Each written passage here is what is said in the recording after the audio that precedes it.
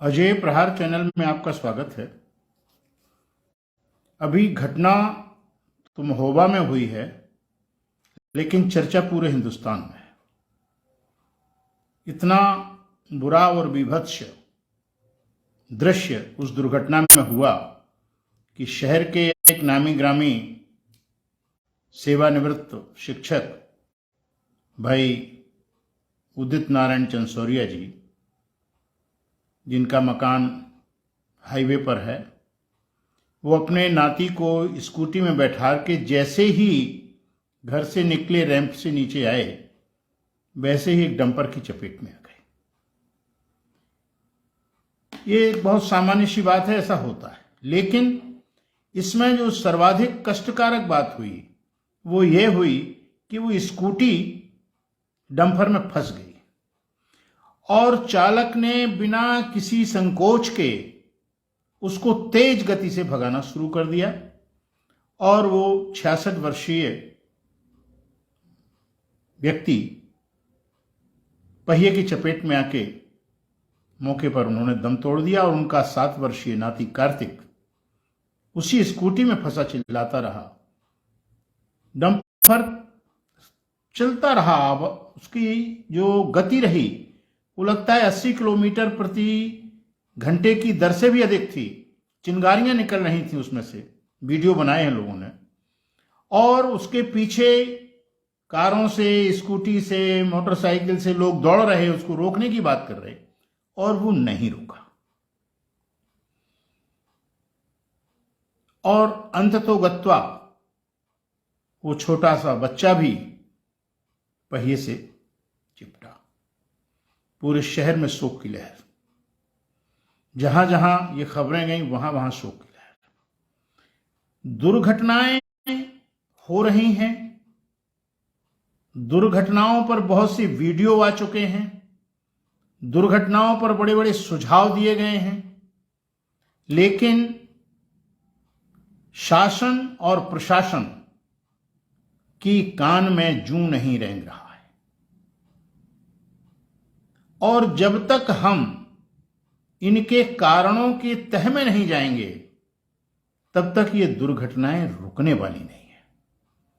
विदेशों में इससे बड़े हाईवे हैं, विदेशों में इससे ज्यादा ट्रैफिक है, इससे तेज गति से लोग चलते हैं, लेकिन दुर्घटनाएं आपकी तुलना में कम है।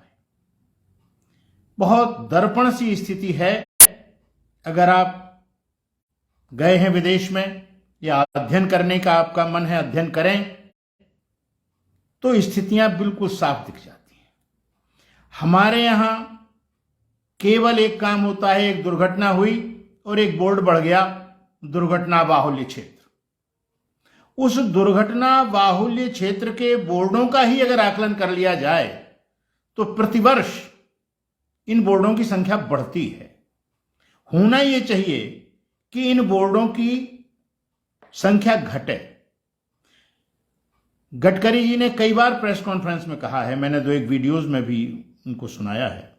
उन्होंने कहा कि हमने तो एक कमेटी बना दी पूरे देश में, सांसदों की अध्यक्षता में कमेटी है, और वो उसका अध्ययन करें, जिसमें आरटीओ भी है, जिलाधिकारी भी है, एसपी भी है, यातायात के लोग भी हैं, और सांसद भी हैं, और जनप्रतिनिधि भी हैं। उनको आकलन करना चाहिए कि यहां दुर्घटनाएं क्यों हो रही हैं और उनके रोकने के प्रयास करना चाहिए। अगर वो नहीं कर पा रहे हैं तो अपने सुझाव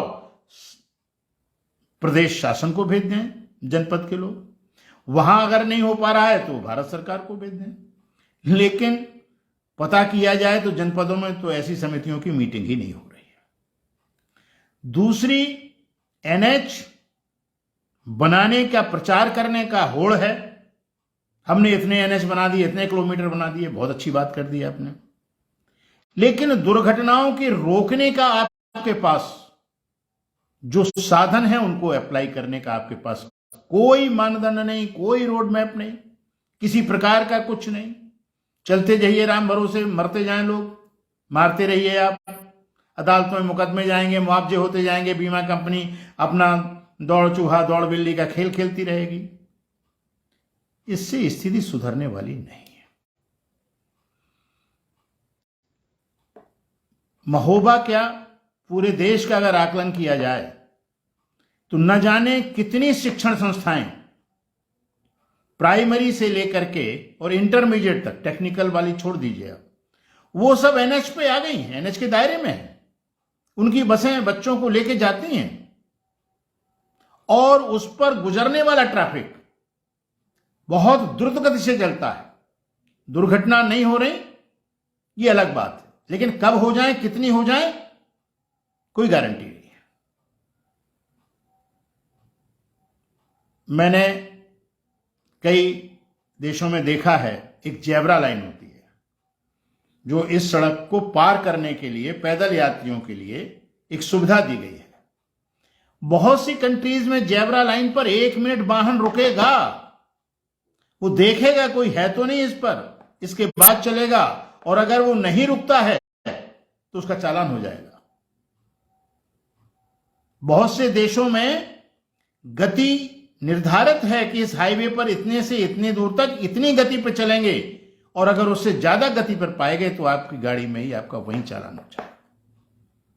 वो यातायात को नई तकनीकों से लैस होकर के नियंत्रित कर रहे हैं।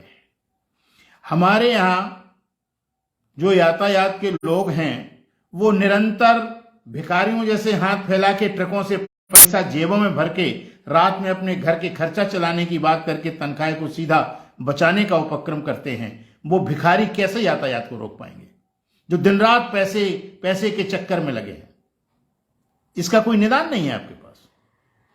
टेक्नोलॉजी आपके पास है नहीं, है विश्व में तो है, पर आप उसका एप्लीकेशन नहीं कर रहे हैं। आज स्थिति बहुत विचित्र होती चली जा रही है। ऐसा लग रहा है कि जैसे यह हाईवे कारपोरेट के सामान को ढोने का एक उपक्रम हो रहे हों और आम आदमी के मारने के लिए मरघट बन गए हों। इस स्थिति को रोकना पड़ेगा। इसके उबारने के जो तमाम उपाय हैं वो करने पड़ेंगे। जब तक यातायात के लोग पूरी तरीके से टेक्नोलॉजी से लैस नहीं होंगे, जब तक यातायात में संलग्न लोगों पर भी पूरी तरीके से कड़ी नजर नहीं रखी जाएगी, तब तक ये दुर्घटनाएं रुकने वाली नहीं है। अब कहा यह जा रहा है विजयनगर रोड पर कि 40 से तेज भगने पर उनका चालान कटेगा। कौन काटेगा चालान और कैसे नापेंगे आप? सुर्र से निकल जाएंगे। आपके पास उस प्रकार के माइलोमीटर्स होने चाहिए जो दूर से ही आप उसकी स्पीड को आकलन करके और उसको चालान उसके पते पर भेज दें, और हैवी अमाउंट का भेजें। लेकिन दुर्भाग्य यह है कि जिस दिन आप ये कर देंगे उस दिन कम गति वाले को उठा करके चालान कर देंगे और बड़ी वाले को छोड़ देंगे। यहां कवरई में बहुत बड़ी क्रशर मंडी है और वहीं से ये अनारदाने दुर्घटना के निकलते हैं। इधर उधर सब जगह डंफरों का साम्राज्य है और इन डंफरों में हमारा दावा है, आज जाके देख ले कोई, मैंने तो देखा है कई बार, 90% डंफरों में पीछे कोई नंबर नहीं है। ये क्या कर रहा है ट्रांसपोर्ट विभाग? आगे भी जो नंबर हैं तो उनमें या तो कीचड़ लगा है या वो किसी प्रकार से छिपे हुए हैं। बिना नंबर के ये डंफर जो दुर्घटनाओं के हेतु हैं, दुर्घटनाओं के कारण हैं, उन पर विभाग की इतनी कृपा, आप क्या चालान करेंगे? जितना ये यातायात में छोटे से बड़े ऑफिसर बैठे हैं, इनका आप देख लीजिए, इन पर विजिलेंस नहीं लगाती है सरकार। आप देख लीजिए, भिखारी और डकैत दोनों हैं। ये भीख भी मांगते हैं और अगर भीख न मिली तो फिर आंख भी तरेरते हैं। फिटनेस जब चाहे जहां चाहे पैसा दे दीजिए, आप फिटनेस हो गई। ये क्या तरीका है? ये अराजकता नहीं है? नेम प्लेट जिस नंबर से जिसको मन आए अपना कर रहे हैं, ये क्या तरीका है? इसको आप क्या कहेंगे? पूरी तरीके से परिवहन विभाग, यातायात का विभाग आकंठ भ्रष्टाचार की अराजकता में गोते लगा रहा है और आप उससे उम्मीद करेंगे कि वो दुर्घटनाओं को रोकेगा? संभव नहीं है। और जो इनके शीर्षस्थ अधिकारी प्रदेशों में बैठे हुए हैं, वो जबरदस्ती जिलों से पैसा वसूल रहे हैं। लोग चिघाड़ रहे हैं जिलों में कि मैं क्या करूं, मुझे तो वहां देना है। और हम भ्रष्टाचार के टॉलरेंस की बात करते हैं, जीरो टॉलरेंस की बात करते हैं। आपने बहुत तीर मारा कि अब सॉफ्टवेयर से होगा, किसी को कार्यालय जाने की जरूरत नहीं है। जरा कोई मंत्री, जरा कोई प्रशासनिक अधिकारी किसी एक वाहन का, जो कॉमर्शियल वाहन है, उसका जरा सॉफ्टवेयर के माध्यम से काम करा के तो देखें कि कितना लंगड़ा लूला सॉफ्टवेयर है। आज तक सरकार ये बताने को तैयार नहीं हुई, न किसी विपक्ष के एमएलए और एमपी ने इसको पूछा कि किस विभाग के किस सॉफ्टवेयर में कितना खर्चा आया है। सॉफ्टवेयर के नाम पर करोड़ों रुपए खर्च किए जा रहे हैं और वो लंगड़े और लूले हैं। दुर्घटनाएं टेक्निकल सशक्तिकरण से ही रुक सकती हैं। जब तक हम तकनीकी दृष्टि से सशक्त नहीं होंगे, अब तकनीकी दृष्टि से सशक्त नहीं करेंगे, तब तक ये दुर्घटनाएं रुकने वाली नहीं है। इन दुर्घटनाओं के पीछे पूरी तरीके से एक उगाही तंत्र लगा हुआ है। ओवरलोड जा रहे हैं। आपके जितने टोल प्लाजा हैं उनकी इनकम बढ़ गई है, वो ओवरलोड करके एक तरफ करते हैं, इसके बाद सौदा तय करके निकाल देते हैं। बड़े बड़े कैमरे लगे हैं आपके, क्या कर रहे हैं आप? कौन देखने वाला है? कानपुर से लखनऊ तक का रोड कितना उखड़ा हुआ है। टोल प्लाजा जब लग रहा है तो रोड ठीक क्यों नहीं है? अब तो टोल प्लाजा में भी स्थितियां ये हैं कि कहीं सिग्नल नहीं आ रहे, कहीं कुछ नहीं आ रहे। क्या दशा, क्या दुर्दशा। इसको उबारिए। जिनको जनता ने उबारने का मौका दिया है उनको चाहिए कि वो सुशासन की बात ना करें, सुशासन करके दिखाएं। महोबा की इस दुर्घटना ने लोगों को मर्माहत कर दिया है, लोगों को सोचने पर मजबूर कर दिया है। लेकिन केवल 40 किलोमीटर पर वहीं चलेगा जहां दुर्घटना हुई है। इसके बाद और कोई उपाय, कोई किसी किस्म की बात नहीं आ रही है, और वो भी प्रशासनिक दृष्टि से फेस सेविंग के लिए। आपने हत्या, गैर इरादतन हत्या में सजा कितनी सी है? न मालिक को उसमें कोई फर्क पड़ने वाला है, न ड्राइवर को कोई फर्क पड़ने वाला है। कुछ दिन बाद जमानत हो जाएगी।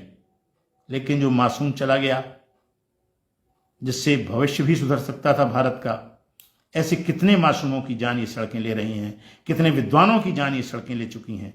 लेकिन इसके बावजूद निष्ठुर शासन, अकर्मण्य प्रशासन कुछ कर नहीं पा रहा है। हम ऐसे प्रकरणों की केवल निंदा और भर्त्सना करके जगाने की कोशिश तो करेंगे, लेकिन ये कुंभकर्णी नींद लगती नहीं है कि टूटेगी। इन्हीं शब्दों के साथ जय हिंद।